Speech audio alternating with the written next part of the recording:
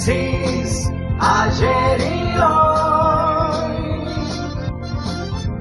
aprendiendo del pasado, de Génesis, ayer y hoy. Dentro de las órdenes que tiene la Iglesia Católica, los jesuitas están considerados asimismo como el ejército del Papa. Su trato entre ellos es el de compañeros y además se consideran los que deben actuar para cuidar al Santo Padre desde el mismo inicio de la orden. Imagínense ustedes ahora que el Papa además es jesuita, que por primera vez se sienta en el sillón de Pedro un jesuita. O sea, el ejército que debe cuidar al Papa, y ahora un propio producto de los jesuitas. Pero además se la considera la orden más política dentro de la estructura de la Iglesia Católica. Y mientras toda la prensa se entretenía con la carta de Cristina y con el fallo de un tribunal, ocurrió un episodio que pocos visualizaron. El Papa movió su ajedrez e hizo una jugada tal cual le corresponde a esa organización eclesiástica. Jugó en política. Y decidió que el ministro que más tiene que luchar en este tiempo a nivel mundial por la negociación heredada del macrismo, del endeudamiento con el Fondo Monetario, Martín Guzmán, sea nombrado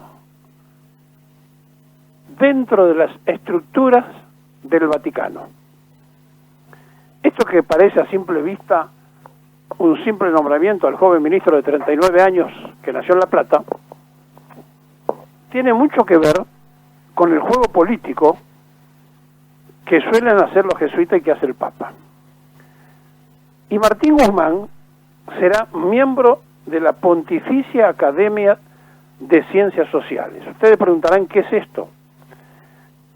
Bueno, el ministro de Economía ahora va a formar parte de un grupo de académicos que se dedica a la promoción del estudio y el progreso de las ciencias sociales, sobre todo la economía, la sociología, el derecho y las ciencias políticas, y que juegan de asesores del Santo Padre y del Vaticano. Ya hay otro argentino allí, y además el que maneja también esto es argentino, es Sánchez Orondo. El padre Francisco, el Papa, el padre para los compañeros de la orden, como se tratan ellos,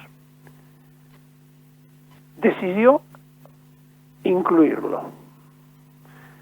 Y esto, inmediatamente la inteligencia norteamericana se lo puso arriba de la mesa, ¿a quién? Al presidente católico de Estados Unidos, John Biden, que fue uno de los gestores que el Papa fuera a hablar al Parlamento norteamericano cuando él era senador. Y esto tiene un tremendo significado porque está mandando una indirecta: ayuden a la Argentina, y le manda a decir indirectamente al presidente de Estados Unidos: miren que el que está negociando con ustedes pasa a ser asesor nuestro. Jugó políticamente y en silencio, aunque esto es público y no silencio, digamos, para los que no entienden, algo que le hacía falta en este momento de respaldo al ministro argentino, en un tiempo donde se tiene que tratar en el Parlamento y además se corresponde casi en simultáneo con la carta de Cristina Fernández. Y este episodio de la carta de Cristina, donde deja bien en claro que la responsabilidad es del Parlamento y que la lapicera la tiene el presidente y no ella, da para analizar, y después lo vamos a hacer, durante el programa de hoy, los términos de la vicepresidenta de la República, que como no tiene prensa a favor, opta por el sistema de cartas. porque en una conferencia de prensa le preguntarían cualquier cosa menos lo que ella quiera hablar, y entonces sabe que con una carta todos estamos hablando hoy, y ayer y todos estos días, de lo que ella expresó en esas 3 carillas que tienen para todos los gustos y que cada cual la puede analizar como quiere, y nosotros le vamos a dar también nuestro propio análisis. Pero no pierdan de vista este gesto del Papa en un momento tan difícil de la economía mundial y sobre todo de la Argentina. Y simultáneamente, como todos viven confundidos, y nosotros dijimos siempre lo que dijimos durante el gobierno de ella, que si era culpable la justicia lo decidiera, y que si no era culpable también lo decidiera la justicia, seguimos sosteniendo lo mismo. Resulta que cuando se falla, que hay nulidad del juicio, saltan por todos lados que son kirchneristas los que votaron. Ahora, si hubiesen votado en contra y no eran kirchneristas, estaba bien. O sea que acá no están discutiendo si son justos o no los fallos que se toman, o las decisiones que se toman, sino qué color político tienen los que deciden. Por lo cual, cada día se demuestra más lo fraudulento de la justicia en la Argentina y lo mal que se comporta el poder real, que es la prensa, donde todo el día confunden a una sociedad que está realmente de cachetazo vivo, porque todos los días le inventan una noticia falsa para confundir más. Y esta anulación puede tener una apelación en casación en la Sala 1, a donde puede ir a parar, y después le queda otra apelación más que la Corte Suprema de Justicia. Pero más allá de las cuestiones judiciales, que se las dejamos a los abogados, lo que nosotros queremos decir es que la reacción que ha habido impensada por parte de los que querían ver condenado no ha sido diciendo estuvo bien o estuvo mal el fallo de los jueces, no, diciendo son kirchneristas. O sea que si en lugar de ser kirchneristas hubieran sido liberales, había que haberlos aplaudido. Si hubieran sido macristas, mucho más.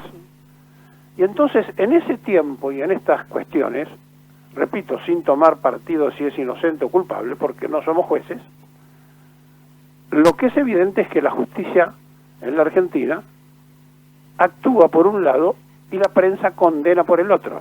Y cuando la prensa condena, es muy difícil levantar la condena, porque es previa. Y entonces, cuando a un delincuente le tapan la cara para que no lo reconozcan y después no se pueda apelar que las cámaras lo mostraron la cara, deberían hacerlo en todo sentido. Cuando hay una opinión de falsa noticia o de campaña, deberían decir impugnemos el juicio porque ya previamente se ha hecho una tremenda campaña de una forma o de la otra. Pero como en la Argentina esto está en poder de otros, y como ya lo dice el Martín Fierras, este amigo del juez, es evidente que el poder popular nunca ha tenido la opción de administrar en serio el equilibrio judicial. Y es cierto aquello que se instaló, que si el pobre roba una gallina lo condenan, y si el rico se lleva al hombro el país, anda suelto. Y entonces, como esa misma prensa nunca se preguntó por qué Macri mandó el oro a Londres, por qué volvimos a endeudarnos al Fondo Monetario por más de 50.000 millones, menos mal que nos llegaron todos, pero lo que llegó se evaporó. Y nunca preguntan por qué cuando llegó procesado a ser jefe de gobierno de la ciudad no dijeron nada, y por qué cuando asumió como presidente procesado tampoco dijeron nada. Y entonces cuando ni siquiera del otro sector político, cualquiera, no están ni procesados, lo condenan antes. Y en este juego tan difícil y tan deshonroso, el Papa tomó una decisión. Dice, como es evidente que mis hermanos argentinos no entienden bien lo que está pasando, bueno, yo los voy a ayudar. A pesar de que cuando Fernández impulsó la ley del aborto, el Papa sabía que era imprescindible y necesario que él no lo hubiera hecho, lo hubiera mandado a hacer por cualquier legislador, pero él se puso al frente de la ley del aborto. Y por eso el Papa no tiene mucho interés en recibirlo a Alberto Fernández, pero sí demostró interés en jugar a favor de la Argentina. Y entonces esta decisión en la pontificia academia de Guzmán tiene un tremendo significado político que yo no sé si lo van a entender y lo van a saber usar como corresponde.